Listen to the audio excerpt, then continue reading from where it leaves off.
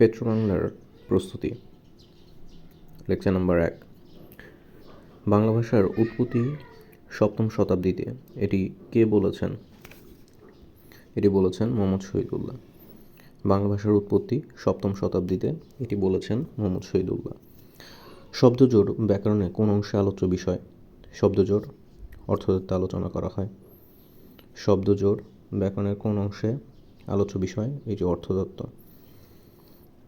অর্থতত্ত্বে বিপরীত শব্দ, প্রতিশব্দ, শব্দজোড়, বাগধারা ইত্যাদি বিষয় নিয়ে আলোচনা করা হয়। অর্থতত্ত্বে আলোচনা করা হয় শব্দজোড়। কোন প্রতিষ্ঠান প্রমিত বাংলা বানানের নিয়মের চালু করে? এটি বাংলা একাডেমি চালু করে এবং সেটি চালু করে 1992 সাল থেকে। বাংলা একাডেমি প্রমিত বানানের নিয়ম প্রণয়ন করে 1992 সাল থেকে। বাংলা ভাষার কয়টি মৌলিক ধ্বনি রয়েছে? বাংলা ভাষায় মৌলিক ধ্বনি রয়েছে 37টি। বাংলা ভাষায় 37টি মৌলিক ধ্বনি রয়েছে। একটি স্বরধ্বনির প্রভাবে শব্দে অপর স্বরের পরিবর্তন ঘটলে এটিকে বলা হয় স্বরসঙ্গতি। একটি স্বরধ্বনির প্রভাবে শব্দে অপর স্বরের পরিবর্তন ঘটলে তাকে বলা হয় স্বরসঙ্গতি।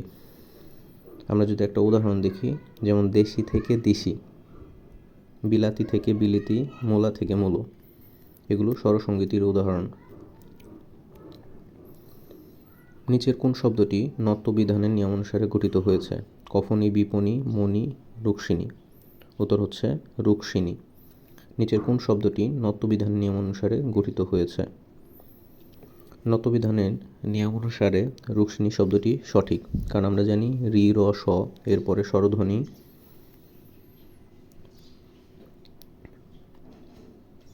ক বর্গীয় বা প বর্গীয় ধ্বনি থাকলে তার পরবর্তী দন্তান্ন মূর্ধন্য হয়।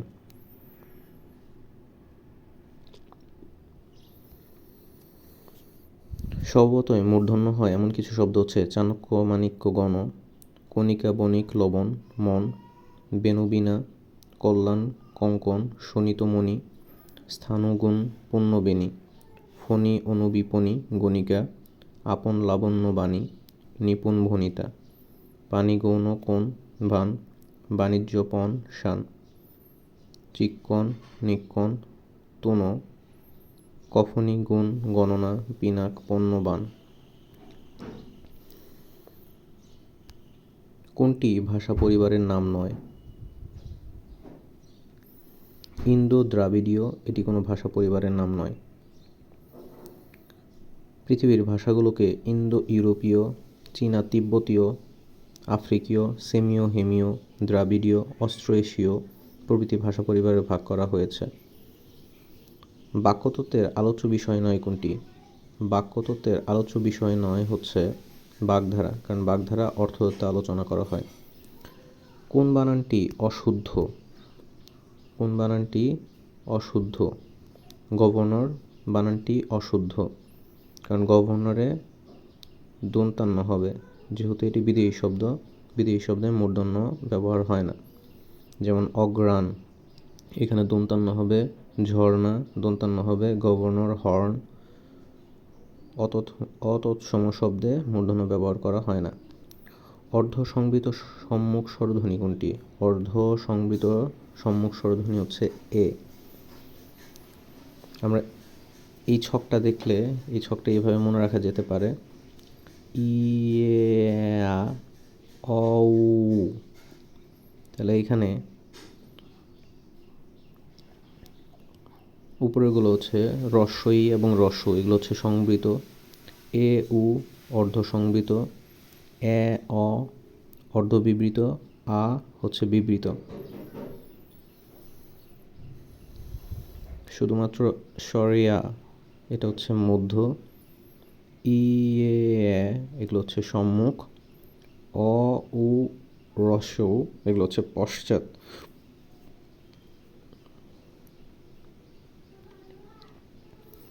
সমীভবনের উদাহরণ কোনটি? সমীভবনের উদাহরণ হচ্ছে জন্ম থেকে জন্ম। সমীভবন জন্ম থেকে দুটি ব্যঞ্জন বর্ণ একই বর্ণে রূপ লাভ করে, এটা হচ্ছে সমীভবন। শব্দ মধ্যস্থ দুটি ভিন্ন ধ্বনি একে অপরের প্রভাবে অল্প বিস্তর সমতা লাভ করে, এই ব্যাপারকে বলা হয় সমীভবন। জন্ম থেকে জন্ম, পক্ক পকব থেকে পক্ক, কাদনা থেকে কান্না। কোন শব্দে স্বভাবতই মূর্ধন্য ষ ব্যবহৃত হয়? স্বভাবতই মূর্ধন্য ষ ব্যবহৃত হয় উষাতে। স্বভাবতই মূর্ধন্য ষ ব্যবহৃত হয় এরকম কিছু শব্দ রয়েছে, যেমন ষড়ঋতু, রোষকোষ, আষাঢ়, ভাষণ, ভাষা, উষা, পৌষ, কলুষ, পাষাণ, মানুষ, ঔষধ, ষড়যন্ত্র, ভূষণ, দেশ ইত্যাদি। বিসিএস রিটেনের জন্য খুব ইম্পর্ট্যান্ট একটি টপিক হচ্ছে মূর্ধন্য ষ ব্যবহারের নিয়ম। মূর্ধন্য ষ ব্যবহারের নিয়মগুলো যদি আমরা একটু দেখি, ঋ বা ঋকার এরপরে মূর্ধন্য ষ হয়, যেমন ঋষি, দৃষ্টি, কৃষক, উৎকৃষ্ট। ট বর্গীয় ধ্বনির সাথে মূর্ধন্য ষ হয়, যেমন কষ্ট, স্পষ্ট, নষ্ট, কাষ্ঠ, উষ্ঠ। স্বরেয় এবং স্বরেয়া ভিন্ন অন্য কোনো স্বরধ্বনি থাকলে এবং ক এবং র এর পরে প্রত্যয়ের দন্তাস্ব মূর্ধন্য ষ হয়, যেমন ভবিষ্যৎ, মুমূর্ষু, চক্ষুষ্মান, চিকিৎসা, এগুলা। যেমন মুমূর্ষুতে র বা রেফ যেটাকে আমরা বলি, এটার পরে মূর্ধন্য ষ হয়েছে। চিকিৎসাতে রেফের পরে মূর্ধন্য ষ হয়েছে। ভবিষ্যৎ, যেমন ভবি, এখানে রস্বই স্বরধ্বনি আসছে, এজন্য মূর্ধন্য ষ হয়েছে। চক্ষুষ্মান, এখানে ক্ষীয় আসছে, ক্ষীয়র পরেও মূর্ধন্য ষ হয়। ইকারান্ত বা উকারান্ত উপসর্গের পরে কতগুলো শব্দেই মূর্ধন্য ষ হয়, যেমন অভিষেক, ইকারান্ত অভিষেক, সুষুপ্তু, সুষুপ্তু, অনুষঙ্গ, সুষমা। তৎসম শব্দে র এর পরে মূর্ধন্য ষ হয়, যেমন বর্ষা, ঘর্ষণ, বর্ষণ।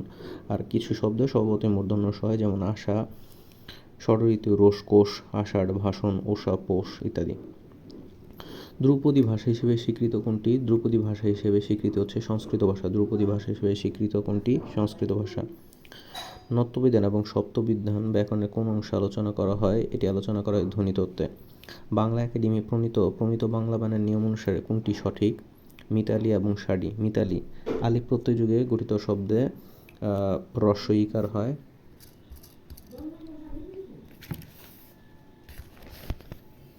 দন্তমূলীয় ব্যঞ্জন কোনটি? দন্তমূলীয় হচ্ছে অন্তস্তর। দন্তমূলীয় যদি বলে তাহলে হচ্ছে অন্তস্তর। দন্তমূলীয় ব্যঞ্জনগুলো কোনগুলো? দন্তমূলীয় হচ্ছে দন্তান্ন, অন্তস্তর, ল এবং দন্তস্ব। দন্তমূলীয় হচ্ছে দন্তস্ব, দন্তান্ন, অন্তস্তর এবং ল। অন্তস্তর এবং ল, এগুলো হচ্ছে দন্তমূলীয় ব্যঞ্জন।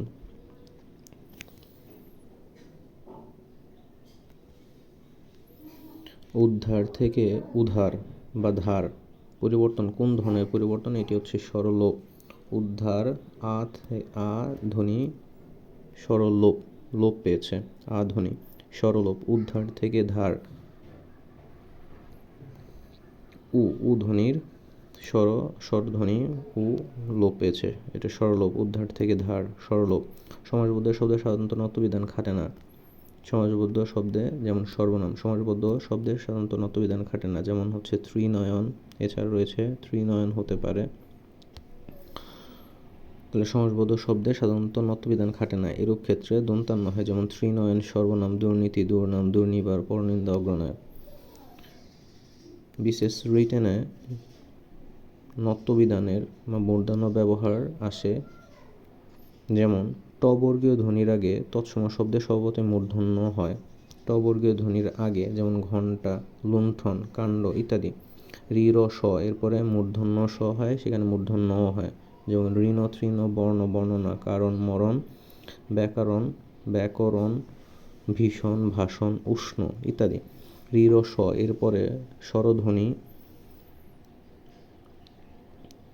এবং ক বর্গীয় বা প বর্গীয় ধ্বনি থাকলে তার পরবর্তী দন্তান্নটা মূর্ধন্য হয়, যেমন কৃপণ, ঋকারের পর প আসছে, তারপরে মূর্ধন্য হবে। হরিণ, র এর পরে ই আসছে, তাই মূর্ধন্য হবে। অর্পণ, র প অ মূর্ধন্য। লক্ষণ, ক স অ মূর্ধন্য। রুক্মিণী, ব্রাহ্মণ ইত্যাদি। রি র স্বর পরে স্বরধ্বনি যদি আসে, রি র স্বর পরে স্বরধ্বনি আসে, বা ক বর্গীয় বা প বর্গীয় ধ্বনি যদি থাকে, তাহলে সেক্ষেত্রে মূর্ধন্য হয়। কতগুলো শব্দে স্বভাবতই মূর্ধন্য হয় আমরা জানি। চাণক্য, মাণিক্যগণ, বাণিজ্য লবণ মন, বেণুবিনা কঙ্কন কণিকা, কল্যাণ শোণিতমণি, স্থানগুণ পণ্য বেণী, ফণি অনু বিপণী গণিকা, আপন লাবণ বাণী নিপুণ ভনিতা, পানিগৌণ কোন ভান পণ শান, চিক্কণ নিকন তুনো কফনি, বণিক গুণ গণনা পিনাক পণ্যবান। সমাসবদ্ধ শব্দে সাধারণত মূর্ধন্যত্ব বিধান খাটে না, যেমন যেটা বললাম ত্রিনয়ন, সর্বনাম, দুর্নীতি, দুর্নাম, দুর্নিবার, পরনিন্দা, অগ্রনায়ক। তবর্গীয় বর্ণের সঙ্গে যুক্ত দন্তান্ন কখনো মূর্ধন্য হয় না, দন্তান্ন হয়। তবর্গীয় বর্ণের সঙ্গে দন্তান্ন কখনো মূর্ধন্য হয় না, যেমন অন্ত, গ্রন্থ, ক্রন্দন। বাংলা ভাষার জন্ম কোনটি থেকে? বাংলা ভাষার জন্ম হচ্ছে পূর্ব ভারতীয় প্রাকৃত থেকে। বাংলা ভাষার জন্ম হয়েছে পূর্ব ভারতীয় প্রাকৃত থেকে। বাংলা ভাষার জন্ম হয়েছে পূর্ব ভারতীয় প্রাকৃত ভাষা থেকে। অতৎসম শব্দ এবং বিদেয় শব্দে কোনটি সর্বদা বর্জিত হবে? দীর্ঘ ঈকার এবং দীর্ঘ ঊকার। দীর্ঘ ঈকার এবং দীর্ঘ ঊকার সাধারণত সংস্কৃত শব্দে হয়, তাই অতৎসম শব্দ বা বিদেয় শব্দে সাধারণত এগুলো হয় না। ফল শব্দের ফ কোন ধরনের ব্যঞ্জনের অন্তর্গত? ফল শব্দের ফ এটা হচ্ছে স্পৃষ্ট ব্যঞ্জন। স্পৃষ্ট ব্যঞ্জন কোনগুলো? স্পৃষ্ট ব্যঞ্জনগুলো হচ্ছে যেসব ব্যঞ্জনধ্বনি উচ্চারণের সময় দুটো বাক প্রত্যঙ্গ পরস্পরের সংস্পর্শে এসে বায়ুপথে বাধা তৈরি করে, সেগুলোকে স্পৃষ্ট ব্যঞ্জন বলা হয়, বা এদেরকে স্পর্শ ব্যঞ্জন ধ্বনিও বলা হয়। যেমন ফল, থলে, ঠান্ডা, ছুরি, খেলা শব্দের ফ, থ, ঠ, ছ, খ স্পৃষ্ট ব্যঞ্জন ধ্বনি। স্পৃষ্ট ব্যঞ্জন ধ্বনি উচ্চারণ স্থান অনুযায়ী এগুলোকে 5 ভাগে ভাগ করা যায়। উষ্ট হচ্ছে প, ফ, ভ, ম, প, ফ, ব, ভ, এগুলোকে উষ্ট বলা হয়। দন্ত হচ্ছে ত, থ, ধ, ধ, দন্ত স্পৃষ্ট। মূর্ধ হচ্ছে ট, ঠ, ঢ, ঢ। তালু হচ্ছে চ, ছ, ঝ, ঝ। কণ্ঠ হচ্ছে ক, খ, গ, ঘ। এই 20টি হচ্ছে স্পৃষ্ট ব্যঞ্জন। প্রেক থেকে পেরেক এটাকে কি বলা হয়? প্রেক থেকে পেরেক এটা কোন ধরনের ধ্বনি পরিবর্তন? এটাকে বলা হয় বিপ্রকর্ষ।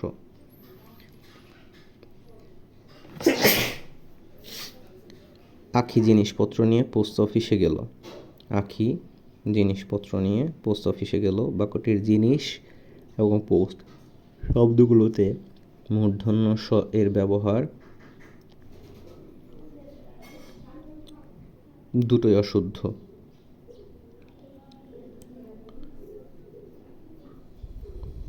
কারণ জিনিস শব্দটি বিদেশি শব্দ, ফার্সি শব্দ জিনিস। তো জিনিস শব্দে তালব্য স হবে না, এখানে হবে দন্তা স হবে জিনিস। এরপরে পোস্ট যেহেতু বিদেশি শব্দ, তাই এটাতে মূর্ধন্য স হবে না। অর্থাৎ আরবি, ফার্সি, ইংরেজি বিদেশি শব্দ যেগুলো আছে এগুলোতে মূর্ধন্য স হয় না, দন্তা স হয়। জিনিস, পোশাক, মাস্টার, পোস্ট, স্টেশন, স্টুডিও ইত্যাদি। বাংলা ভাষার নিজস্ব লিপি হচ্ছে বাংলা লিপি। অঘোষ মহাপ্রাণ ব্যঞ্জন ধ্বনি কোনটি? অঘোষ মহাপ্রাণ ব্যঞ্জন ধ্বনি কোনটি? থ। শুদ্ধ বানান জোড় কোনটি? চিক্কণ, স্থাণু। প্রতিশব্দ এবং বাচ্য ব্যাকরণের কোন অংশে আলোচনা করা হয়? প্রতিশব্দ যেহেতু শব্দের অর্থ বোঝায়, এটা অর্থতত্ত্বে, আর বাচ্য বাক্যতত্ত্বে আলোচনা করা হয়। কণ্ঠ ব্যঞ্জন কোনটি? ও। কণ্ঠ ব্যঞ্জন কোনটি? ও। কণ্ঠ ব্যঞ্জন ক, খ, ঘ, ঘ, ম এগুলো হচ্ছে কণ্ঠ ব্যঞ্জন। অভিশ্রুতির উদাহরণ হচ্ছে বলিয়া থেকে বলে। সত্য বিধানের ক্ষেত্রে অশুদ্ধ কোনটি? সত্য বিধানের ক্ষেত্রে অশুদ্ধ হচ্ছে র ধ্বনির পরে অ, আ স্বরধ্বনি থাকলে স হয়।